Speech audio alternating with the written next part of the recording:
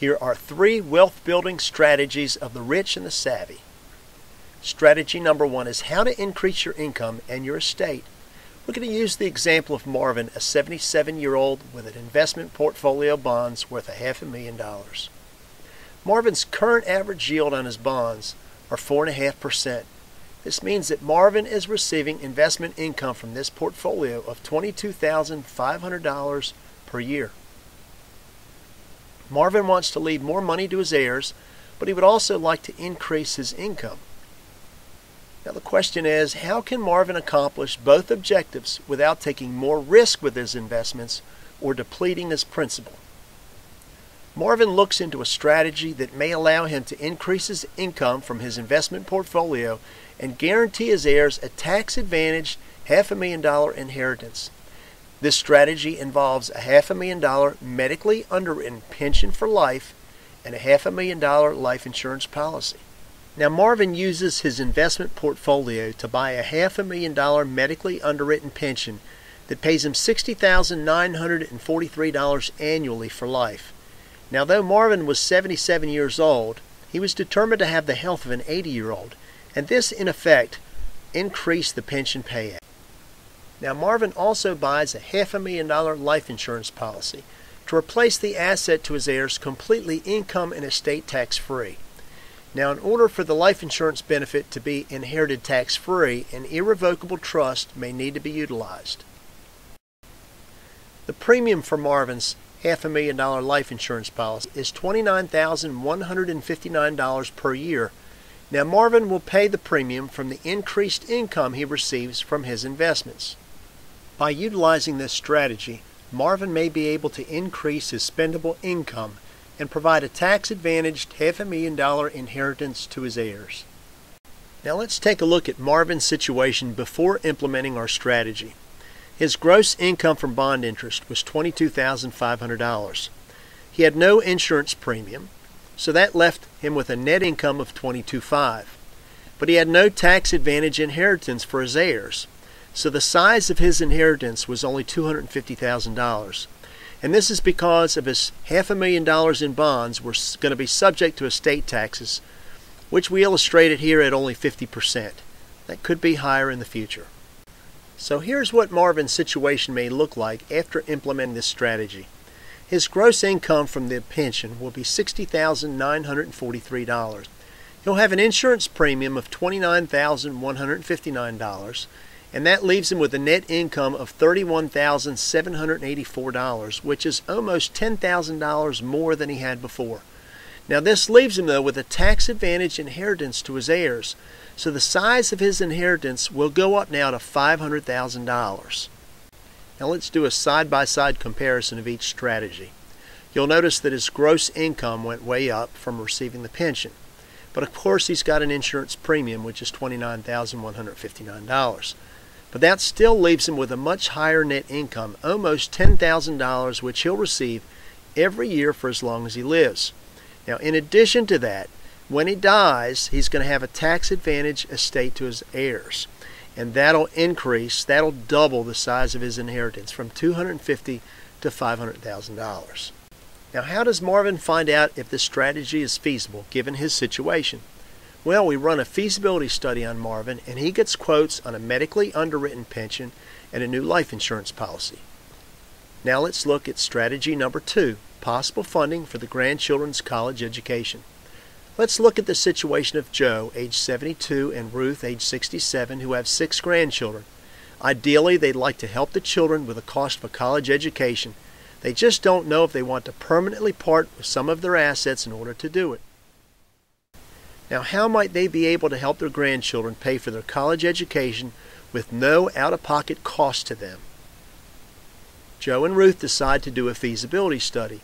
As part of this study, Joe and Ruth get quotes on a medically underwritten pension for life and a new life insurance policy. Joe and Ruth have assets valued at over $3 million, which includes $1.2 million of low-yielding CDs. Since Joe and Ruth have $1.2 million of non-qualified investment assets, what if we had them loan each of their grandchildren $200,000? That's $1.2 million divided by 6 grandchildren. Now these loans would, however, require an annual interest payment of 4%, or $8,000 per child. That means that if each of Joe and Ruth's grandchildren received $200,000 cash, perhaps to use for tuition, they would each also be obligated to pay Joe and Ruth interest each year on the loan of $8,000, assuming an annual interest rate of 4%. Of the $200,000 each grandchild receives, they will deposit $156,785 into a medically underwritten pension on the life of Grandpa Joe, and it would generate income for each of the grandchildren of $16,000 per year. Now, from the income that each grandchild received of $16,000 per year, they will buy a life insurance policy on the life of Grandpa Joe in the amount of $200,000 to pay the loan back at an annual premium cost of $7,840 per year. Now, it's important to note that the payments made to Joe and the insurance company will be made automatically by the pension company. Okay, now let's summarize and see what we have. We've got $156,784 that was deposited to buy the pension. Now, out of that, they get an income of $16,000 a year, and it takes basically $8,000 for our insurance premium and $8,000 to repay Grandpa Joe. Now, that leaves a remainder available for each grandchildren of $43,216. Now, in effect, Joe and Ruth just created $259,296 out of thin air while still securing a lifetime yearly income of $48,000 in the form of the 4% loan repayment. Now, when Joe dies, the full loan amount is returned to Ruth tax-free. This is pretty amazing. Now, what if Joe and Ruth had no grandchildren but wanted to donate to their favorite charity? They could create an LLC and loan the money to it, and they could donate the same $259,296 and receive a nice tax write-off. Can you see how these strategies are in effect paying you to give to your children, grandchildren, or favorite charity? And when you die, the asset returns to your estate tax-free. Now let's look at strategy number 3, giving to charities. Charitable giving will continue to decline due to falling portfolios, changes in tax laws, and instability of the economy. What if I could show you a way to give without decreasing your assets? What if it actually paid you to give to your church or charity? Let's look at the hypothetical example of Jack, age 70, who has a non-qualified account with a balance of $750,000 that he does not need to generate a current income. Jack would like to benefit his favorite charity during his lifetime, but he would also like to pass that $750,000 to his heirs.